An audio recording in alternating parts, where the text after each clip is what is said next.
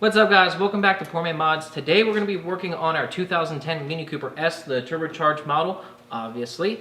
And we are going to be upgrading the intercooler in this car. Now, it does have a few mods, but it's not too crazy yet. But the intercooler on this car from the factory is absolutely tiny. So we are going to be installing an Alloyworks intercooler. They sent us one. We're going to unbox it for you and show you how to install it. Now, before this clip, we actually went out and drove the car, did like a second and third gear pull, and measured the intake temperatures compared to the ambient air temperature. And we're gonna see if this upgraded intercooler actually helps out with that. I'm expecting it should, but it'll be a little bit of science at the end of the video. So let's get this intercooler unboxed, and then we will show you how to install it in your Mini Cooper. And if you are interested in this intercooler or any other Alloyworks products, I will have a link to their website below, and also a coupon code for you so you can get a discount on some Alloyworks products too. So it was packaged pretty well. It comes nice and protected.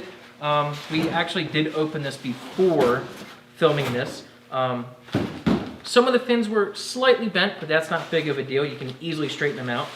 And we decided to dress it up a little bit with a nice PMM logo. It should look pretty cool on the front of the car. So obviously it did not come with the PMM on it. It was nice and just plain aluminum from the factory. And yeah, it's looking pretty good. Like it should perfectly bolt up to the Mini Cooper. Really shouldn't be that hard of an install. So let's go over to the car and take the wheels off and the bumper off and get this thing put in. So the intercooler obviously is behind the bumper, but being a Mini, it's not that simple, Brad. So what do we have to do to get this intercooler in this car? Yep, so in order to get to a single bolt on the front bumper on each side, we're gonna have to take the wheel well out and then take off this fender flare, plastic fender flare, and there is a bolt right behind here.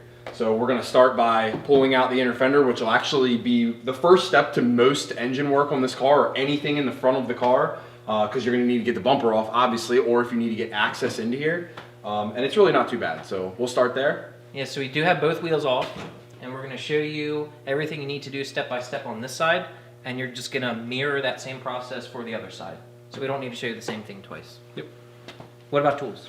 So I like to use a simple drill motor, and I have a T30, and I actually didn't look at this one, a T30 and a T25 Torx bit, 10 millimeter, standard pry tool for pop clips, both of Phillips and straight screwdriver, and a pair of needle nose pliers. And that's just for the bumper and trim. Yep. All right. So I like to start with manual tools, so I'm gonna go ahead and get all of the push pins out of here first, and then we'll go back around with the drill motor.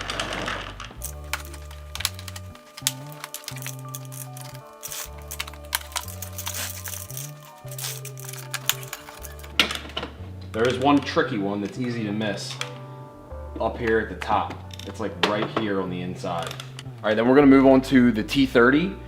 There are two screws. There is one right here in the back and one almost straight in the top. And then down underneath, under here, there is a 10 millimeter plastic nut that's holding a little strap under. And I cut it off on my car, but if you've never taken this apart before, or if you haven't modified yours, there's also a little strap piece along this side right here that goes underneath, and there's another clip up underneath of there.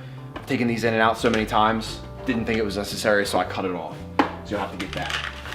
Also, this is the driver's side. On the passenger side, there's a small little plastic piece that has a couple of the little clips that you put a screw up through, and it's just like a little protector piece kind of.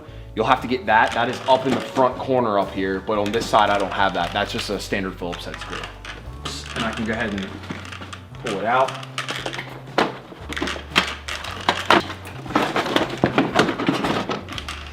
All right, so the first thing we got to do is remove the harness that plugs into the little corner marker right here. You just lift this up to the flathead and that pops right off. And then there are two clips. There's one right here that is going from the bumper to the plastic piece, and then down here as well from the plastic piece to the lower plastic piece on the bumper. You got to pull both of those out. These are kind of weird clips, so I usually try with the pry tool first. If I can't get them with that, I'll go with a flathead screwdriver. but they're kind of stiff and they don't like to play nice. They're a weird style. Okay, so on the back side of this plastic trim, there are clips that face inward, and you have to get behind and squeeze them down so that they'll come through the hole in the body. And there's also a little tab that tucks in behind the lower piece here. So you'll want to start like get this one and this one loose, and then you can pull them out and slip this up out, and then you can get pressure and work it around. So I'm gonna start right here. Can't really see anything. Yeah, it's hard to see. I'll show you when I get back. And you want to keep a little bit of pressure on it so that it doesn't clip back in for the first couple, because they'll just fall right back in place. And there, that actually just popped out on its own. Sometimes when you haven't taken it apart before, you'll have to give it a little more effort behind that, but This car's been apart once or twice. just once or twice.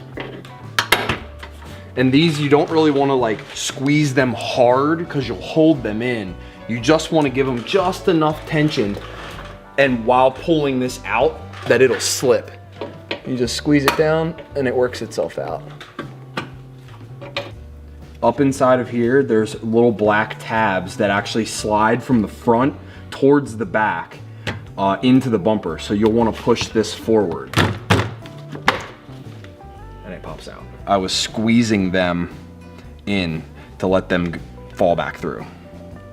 Okay, so obviously the fog light is going to go forward with the bumper, so we have to unplug that as well. So there's the city light connection at the top and the actual fog light at the bottom. The city light connection has a little tab right here, and you're gonna put your flathead right in between the end and pry that down, and it will slide right off. And then this bottom one has a clip like this on both sides. So you squeeze the back side to release it and unplug it. Now that you've done all of that, you finally come to the moment we've all been waiting for, and it's this one screw right here. So this exhaust is catless downpipe. It's 2.5 inch the entire way. So 2.5 inch catless downpipe to the factory V-band, and then it is adapted to an aftermarket flex pipe because the stock one I think is a smaller inner diameter, and it was also leaking, so I replaced it with a 2.5 inch aftermarket one. And then that is welded to 2.5 inch pipe all the way back, which I had it custom done, and I had a little flat spot put in right here to clear underneath the subframe. But there's plenty of clearance there. And then from there, it's straight pipe all the way back to a ultra quiet resonator that's basically straight through to a dual tip.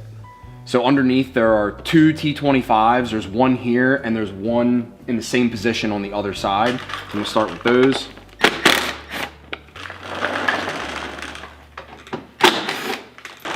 And then there are 3 clips, at least 3 clips. You may have more.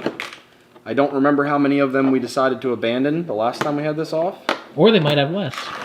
Yeah, or you might not have any of this. Results may vary. Yeah, literally. When it comes to Subarus, Mini Coopers, and all the different push pins and plastic things, you may or may not have them. You'll need a Phillips head to take off this little plastic piece that I was talking about earlier. And you want to just unscrew the back of that, and there are 2 of them on the front. Once you unscrew that, you can pull that down and out. So this probably won't be applicable to many of you because it's kind of a rare option, or at least I don't see it very often, but I have these rally lights, which I have actually fitted rough country aftermarket lights on. So in order for me to continue with this and get this upper grill piece off, I'm gonna have to take these off first. So you probably don't have these and you can skip this step, but we'll go ahead and get them off quick, and then we'll proceed from there.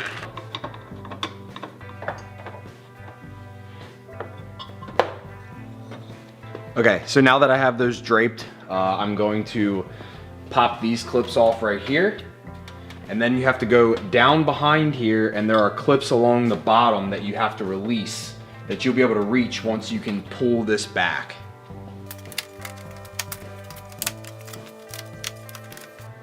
all these top are out now, so you're gonna pull this back, and down inside of here, there are little clips that you're gonna have to squeeze with a long pair of pliers. There's also a little tab on the side corner right here that you have to push down in order to slide this corner out. And if you have these light brackets, get all of this loose and then jiggle it a little bit, and this last one that you can't reach here will just pop out, because it's basically impossible to get to with the light bracket in the way. There she is. Yeah. I take these off. These do not look factory to me. I believe I put them in. They're Phillips screws on them. So I don't remember what this factory bolt was, but whatever this is holding the top of the bumper right here, this is going to be the last thing. And if you have this, again, this is gonna be great for all those people with the rally package, which is like no one. There's a nut over here on the top of the front core support, and that, or not core support, the front crash bar, and that nut right there has to come off in order to take this bracket off in order to get the bumper off. I'm surprised the rear wiper doesn't have to come off. I'm surprised we didn't have to take the trunk apart. Oh, she's gonna go. And it's off. Yep. So if we're still live here, over here on this side is actually also the ambient temperature connection. And don't be like me and forget to do the fog lights over here. We covered that in detail on that side, but I forgot over here. What do you say, Brad? Is that intercooler a little bit bigger? Just a smidge. You can actually see the bottom, the lower bottom piece. So you can, you know, clearly see what you're getting in addition.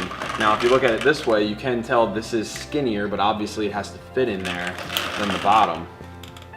But I mean, you're like doubling the volume at least. that's gonna be massive. And did it come with instructions? No. The garage boy in me says self-tapper right here. Absolutely. All right, so there are two T30 bolts, one here and one over here, that actually bolt the intercooler in, and then the hoses have worm gear clamps on them that have 7mm hex heads on them, and they also do have a flathead screwdriver slot through them if you need it. So we'll go ahead and get it off. Flathead should be illegal.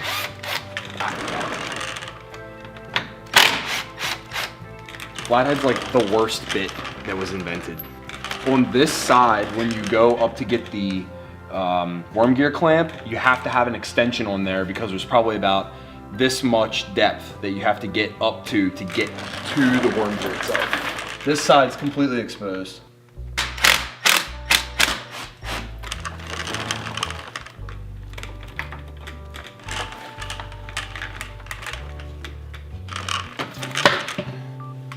It's just a little guy. Bear.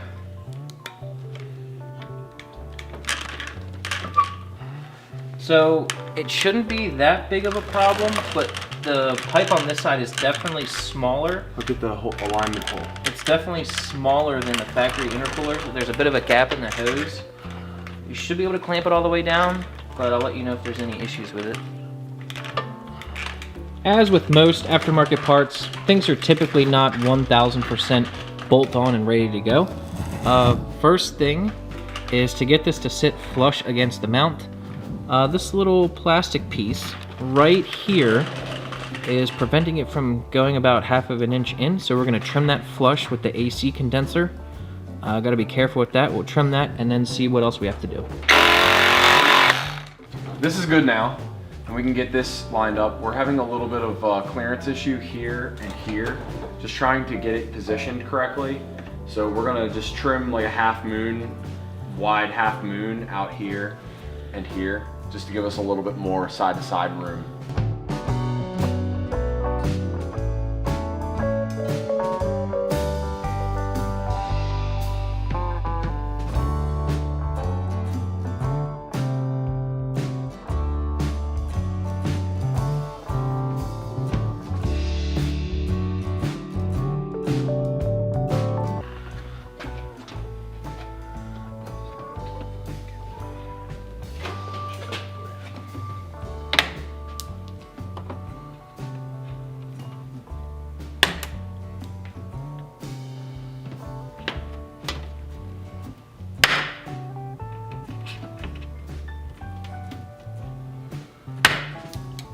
Dude. Nice work. Freeze the bird now. And this tab on the top of the intercooler seems irrelevant in this car's case. It doesn't... It sits up behind. It kind of just floats in space, and we'll show you a shot of it, but it really doesn't have anywhere to fix to. At least not without drilling a hole, but even still, you should be able to use these tabs on the side, which I don't think you'll need to secure it at the top. I think that's gonna be it, Freddie. Yeah. And we're gonna put, I think we just put about a 1/4 inch washer on this side. Okay, so since this one's sticking out just a hair further than the other side, we got a little nylon washer here, a T20 head with almost identical, if not exactly identical thread on it to replace the original that's a little bit longer. So this will reach all the way through. And I have 2 of them, so I'm gonna replace the other side so that I don't have one that's T20, one that's T25, because that's annoying. Your results may vary when you install this, but when we got these secured with the screws, it was a little bit unlevel. So what we did, we just took a file and notched out the supports on each side just to get it nice and level. Yeah, wasn't too bad, just took a little bit of time. With the intercooler installation finished and all the clearancing we had to do, now we're just going to tighten the hose clamps. All right, got the intercooler install finished. Now we're putting the bumper back on. Everything is just gonna be in the reverse order that you took everything off. I don't think I have to show you that. No special tricks with going back together. One thing we did do that is optional, and you certainly don't have to, is we cut out all the mesh material in this bumper to change the look of it and give it a tiny amount more of airflow. Probably didn't do anything, but we like the look of it. The intercooler doesn't look to be centered when you look at the car head on, but I think that's just the way it was designed and how the end cap has to be. It's not that it isn't centered, I think it's more of an illusion the way the end caps are designed. Okay, got the car on the ground, and we just took it out for another run to look at the intake temperature versus ambient air temperature. I will have 2 graphs up here for you to look at. Very interesting runs. We did before and after tests of cruising in 5th gear at 55 miles an hour, and there was virtually no difference in temperature. The stock intercooler did just fine at that speed. You're hardly running any boost at all. You're probably in vacuum at that point. So the intercooler really doesn't affect that, but we did do 2nd and 3rd gear pulls, I believe. 2nd and 3rd? 2nd to 3rd to red line. As for the in-boost test, we did 2nd and 3rd gear all the way to red line, and you can actually see the shifts in that graph. We didn't notice a significant improvement in the actual temperatures. They both rose about 40 degrees throughout the run between 2nd and 3rd gear. It was about a 40 degrees increase in intake temperature, and they were both about 50 degrees above ambient. So no dramatic change there, but the graphs do look interesting. To me, it looks like with the Alloyworks intercooler, it looks like speed had more of an effect on the cooling capacity. Each hump, which you see, is a gear shift, and each gear shift is increasing speed, and each hump is smaller. So this car isn't crazily modified right now. Stock boost, stock turbo, just has an exhaust and an intake. I think with more boost and more turbo, I think the intercooler would make a more significant improvement. But I don't think what we have to the car right now is overwhelming the stock intercooler. So I don't think in this car's case, the upgraded intercooler was needed, but it is a great supporting mod for more boost and more performance in the future, and it certainly did not hurt the car at all. I just don't think it was benefiting the car right now with the boost level. But if we went with a tune, bigger turbo, more boost, it's definitely going to have more cooling capacity for that boost, and you can see that in the humps. As speed increases, it is cooling better. So that's my opinion on it. I think it looks awesome. Fitment, I think fitment is to expect at the price point. This was a very affordable intercooler, and if you follow the tips and tricks that we did in this video, it shouldn't have any problems with you. But for the price, I kind of expected the fitment issues that we had, and they weren't really that big of a deal. So if you watch this video before installing this intercooler, you should be good to go. I definitely want to give Alloyworks a big thank you for sending us this intercooler. It looks freaking awesome, and Brad likes it too. If you guys are interested in this intercooler, I will have a link to it in the description down below, as well as a coupon code for you to get a nice discount on it, and that is just freaking awesome. Thank you, Alloyworks.